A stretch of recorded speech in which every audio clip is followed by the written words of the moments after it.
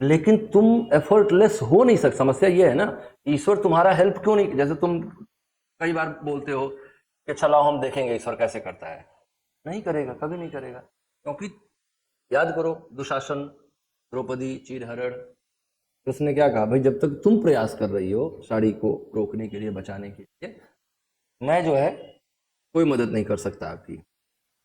अगर आपको चाहिए कि मैं आपकी मदद करूं तो क्या करना होगा, पूर्ण समर्पण। तो वहां पे वहां कृष्ण ये नहीं कह रहे हैं कि तुम अपनी साड़ी बचाना बंद कर दोगी, अपनी इज्जत बचाना बंद कर दोगी तो मैं हेल्प करूंगा। वहां कृष्ण क्या कह रहे हैं कि भक्त जब तक पूरी तरह से समर्पित नहीं होगा, ईश्वर उसका साथ नहीं देगा। जब तक वो अपने आप को बचाया हुआ है, तो बचाया हुआ कौन है, अहंकार बचा हुआ है, मैं रोक रही हूं, मैं रोक रही हूं। और अगर उसी टाइम पे भगवान कृष्ण आके दुशासन के हाथ से साड़ी छुड़वा दिए होते तो द्रौपदी के दिमाग में क्या मैसेज गया होता कि मैंने खींच ली साड़ी। और वही कृष्ण समझा रहे हैं कि तुम कुछ कर नहीं रहे हो, सब हो रहा है और सब मेरे द्वारा ही किया जा रहा है, मैं ही करता हूं। तो अगर द्रौपदी को इस बात का एहसास करवाना था कि मैं ही करने वाला हूं, तो यही एक रास्ता था। इस साड़ी को तुम जब तक खींच, तुम बचा रही हो, मैं नहीं कर सकता कुछ। तो ये वास्तव में साड़ी और उसका खेल नहीं था, ये मैसेज था कि अगर भक्त ईश्वर के प्रति पूर्ण रूप से समर्पित नहीं होता है, अपने अहंकार का पूर्णतया त्याग नहीं करता है, तो वो कभी भी ईश्वर की कृपा पात्र नहीं बन पाएगा, ईश्वर की कृपा उस पर नहीं हो पाएगी। तो अजगर करे न चाकरी, पंछी करे न काम, दास मलुका कही गए, सबके दाता राम। तो आपको जो मिले वो आप खा लीजिए। अब अगर आप चूजर हैं तो आप अहंकारी हैं, और अहंकारी हैं तो जाइए काम करिए। पॉइंट ये है, हम उसको रियल लाइफ में उतारने की बात नहीं कह रहे हैं, क्योंकि आप अगर रियल लाइफ में उतार ले जाएं तब बहुत महान हैं आप, मेरा वो मतलब है ही नहीं। मैं सिर्फ आपको बुद्ध भगवान को सही से समझाने का प्रयास कर रहा हूँ कि एग्जैक्टली उनकी फिलॉसफी क्या थी। वो डीप रूटेड थी, और वो जैसे इससे पहले जो हिंदुइज्म का फिलॉसफी था वो क्या कहता था, परमानंद मिलेगा, सुख की प्राप्ति होगी, ये यज्ञ करोगे तो ये होगा, वो यज्ञ करोगे तो ऐसा होगा, वो यज्ञ करोगे तो ऐसा होगा। बुद्ध ने कहा ये धारणा ही गलत है, हमें अपनी मूल अवस्था में रहना ही हमारे लिए श्रेयस्कर है, सबसे बेहतर है कि हम मूल अवस्था में रहें। और हमारी मौलिक अवस्था क्या है, ना तो सुख और ना ही दुख। इस दुनिया में सुख और दुख तुमने इस दुनिया में ही आके जाना।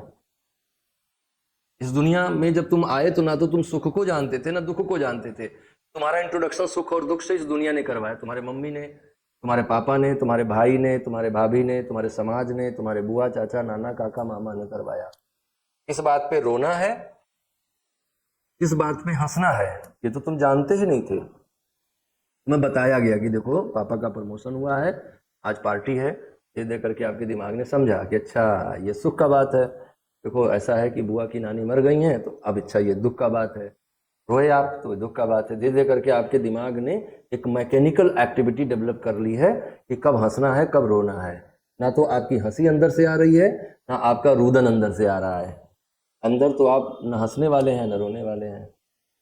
उसी अवस्था को अगर हम सही में पहचान जाएं तो वही अवस्था को बुद्ध सम्यक अवस्था कह रहे हैं, है ना। तो सम्यक होने का मतलब एकदम बीचों बीच में होना, न सुख में होना न दुख में होना। और सुख में होने की इच्छा अगर हुई आपको, तो आपको दुख बुलाने की जरूरत नहीं है, वो है ही उसके साथ जुड़ा हुआ। सुख के साथ दुख अपने आप से जुड़ा हुआ ही है, तो इच्छा दुखों का कारण पक्का ही बनती है। ठीक, तो अष्टांगिक मार्ग में प्रज्ञा में नंबर 1 लिखिए। अब जैसे सम्यक वर्ड उन्होंने यूज किया है, लेकिन अपने पास सम्यक के लिए कोई बहुत अच्छा वर्ड नहीं है, तो सम्यक के लिए लिखेंगे हम लोग राइट। तो नंबर 1 लिखिए, राइट विजन। राइट विजन, देखो सबसे पहला अष्टांगिक मार्ग बुद्ध ने क्या बताया, राइट विजन। राइट विजन का मतलब कि विजन विदाउट ग्लासेज का बात नहीं हो रहा है यहाँ पे, है ना, चश्मे की बात नहीं हो रही। राइट विजन का मतलब यह है कि इस दुनिया को देखने का जो दृष्टिकोण है, दैट मस्ट बी राइट। हम सारे लोग ज्यादातर अपने जीवन में दुखी इस कारण से होते हैं कि हम इस दुनिया के ऑब्जर्वेशन का हमारा अपना ही दृष्टिकोण है। क्या ये बात सही नहीं है, एक ही घटना को अलग अलग लोग अलग अलग तौर तरीके से देखते हैं, क्या ये बात सही नहीं है। उसी घटना से कोई खुश होता है, उसी घटना से कोई दुखी होता है ना।